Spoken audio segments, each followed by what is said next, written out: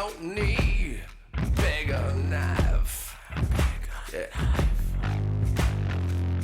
Greetings, everybody. We're back around the table again today to bring you another new knife for 2020. We're very excited that we got new stuff to show you. Hell yeah. Yeah, but first, let's go with pocket dumps. Joe. Sure. Joe. Why not? Messing around with Spyderco Smock some more. Yep. Still fantastic. Still love it. Still a little bit jealous. Yeah. Still my only compression lock. Yeah. Fair enough. I'm carrying something that's actually put up the fancier side there.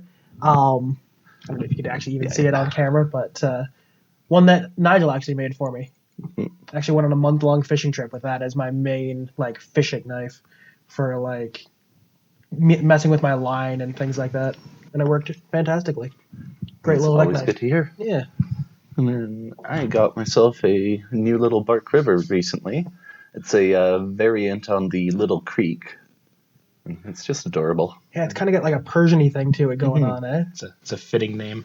Yeah. And I commented on this when you first grabbed it, or not long after you first grabbed it, but that's the first time I've had a lanyard on a knife where I'm like, oh, okay, Perfect, that's yeah. actually pretty Yeah, comfortable. makes it a very nice, comfy four-finger grip with the lanyard there. Good little skinny knife. I likes it. Good little blade. And last but not least, we're going big or going home type of thing. I'm already home, so I don't have to go big, which is why I'm carrying the mini Tough Light. So, yeah. Joe's the only one with a normal-sized knife today. That's scary. Yeah, That's odd. it is. Joe with a normal-sized knife. He's got Yeah. bigger knives on him. He's got the biggest knife at the table right now, and it's a normal-sized one. That's funny. Yeah. So yeah, on the subject of it being weird with normal-sized knives, we have another new offering from Cold Steel, the Kiridashi that they came out with for 2020. Woo! Can you hear the excitement in his voice? Yeah.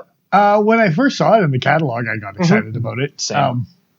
But yeah, using Cold Steel Triad Lock 4034 stainless for the blade. Which is the equivalent of 420 high 420 carbon, right? high carbon. That's a variant of molded plastic handle with a kind of a cool waffle pattern thing going on. Molded clip. I don't know if it's left or right hand compatible. Not It lefty doesn't compatible. look like- No, Not because lefty it's got compatible. a It's just little bit of a step that the clip seats into. Fair enough. I Fair think enough. the Grick was the only Cold Steel plastic molded clip knife that was left and right compatible. Like the Luzons, this guy, they're right-handed only. Yep. Sad. Cold Steel does that from time to time. Yep. Not all the time, but So at a overall length of 6.5 inches, it would take just over 1.5 of these knives to equal the height of a Roadrunner. That's it, eh? they're Yeah. that small. Huh. Just under 12 inches, yeah, like a foot tall. Fun fact, apparently coyotes can outpace Roadrunners by something like 30%. Because they're only a foot tall. Exactly. They don't have very long I'm strides. just thinking for Wile E. Coyote Yeah, and yeah. all that. I just learned that the Yeah, other day. that cartoon really makes it seem like Roadrunners are much larger than they actually are. Yeah. It was propaganda done by the Acme company to sell their product. To sell more rockets. Of course. And look how well their products worked. Indeed. It was a marvelous campaign. So weighing in at 2.4 ounces, it would take just around 2,400 grains of rice to equal the weight of this knife. 2,400. Is that a meal? Is it enough? I don't think it is. No, don't 2.5 know. ounces. I'm not going to sit there counting out. I don't know what rice. 2,400. You got to ask how many grains of rice in a cup and do the math from there. Yeah. And we'll be back to you on that And one. I'm I'm sure. assuming There we that's go. dehydrated rice, right? Come back Not- Friday. We'll have an answer not for like you. cooked. I don't know. I was wondering that when I looked up the stats, but it didn't specify. So, yeah. This raises too many questions. Either way, bowl of rice, this knife. How big of a bowl? Nobody knows. How long are you going to live with one or the other? That's the question. So yeah, gonna get off the start with the grading of this guy with Joseph. So what you got for us here? Jeez. Okay. I gave it a 73, a C+.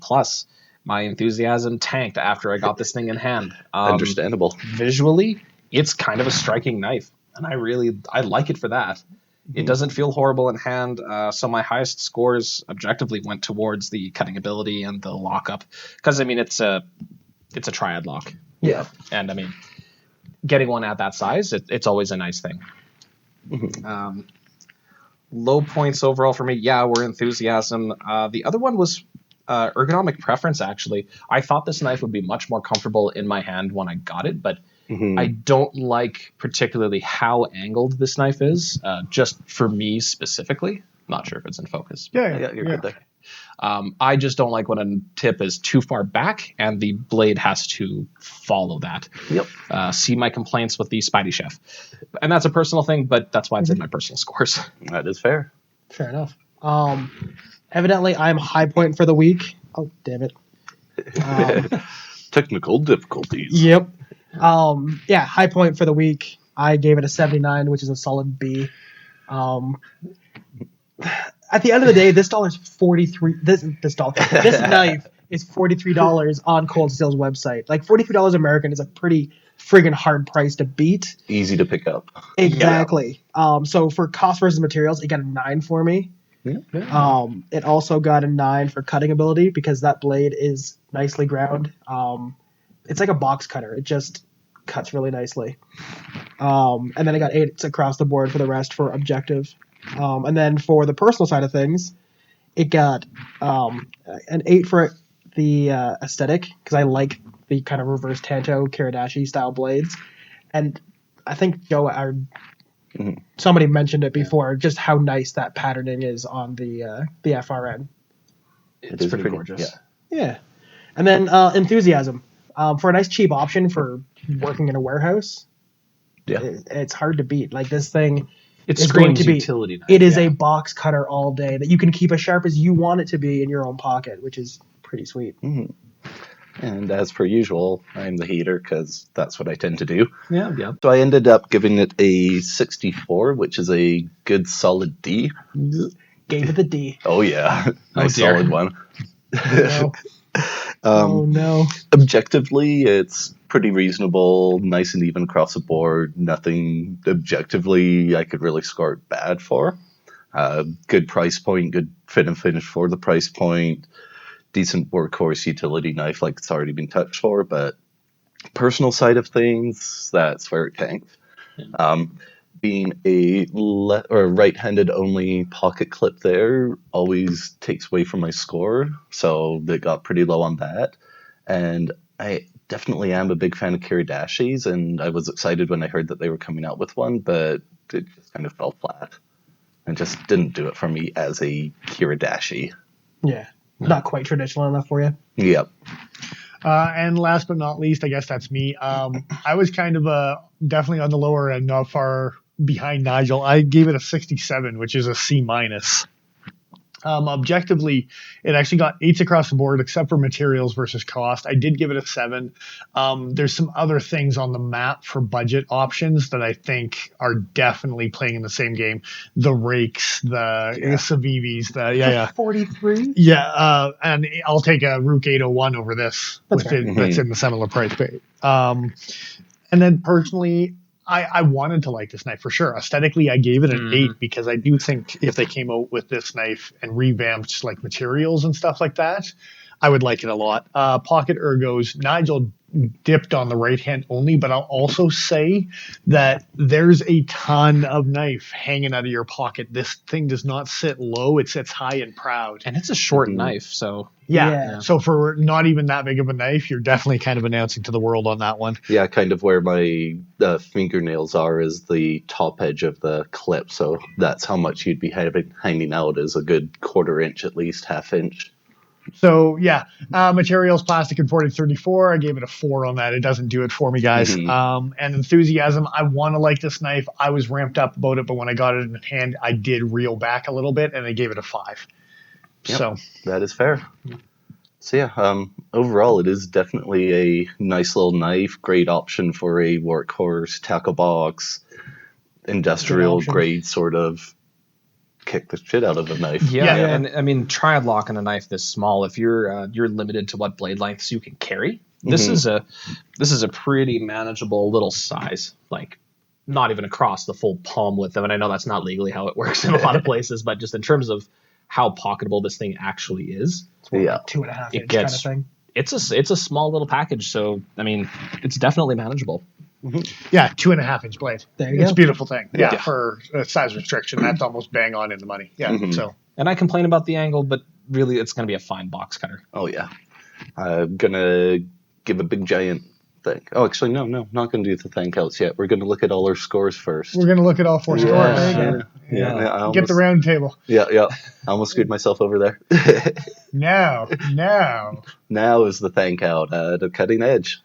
We really, really appreciate the fact that you can get these guys in for us and letting us borrow stuff for our reviews and all the new things. We All love the it. cool new things. Yeah. Yeah.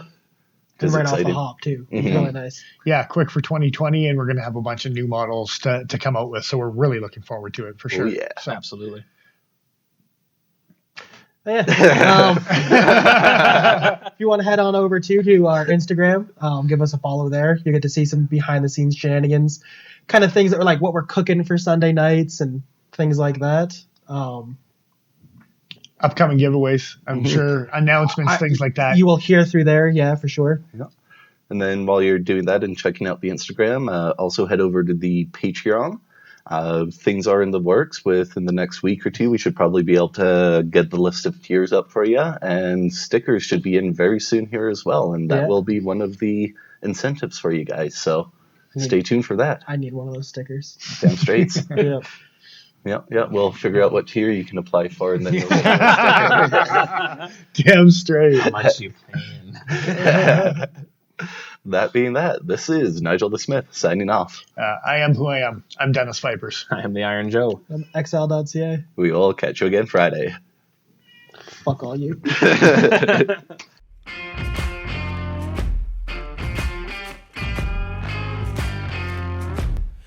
We don't need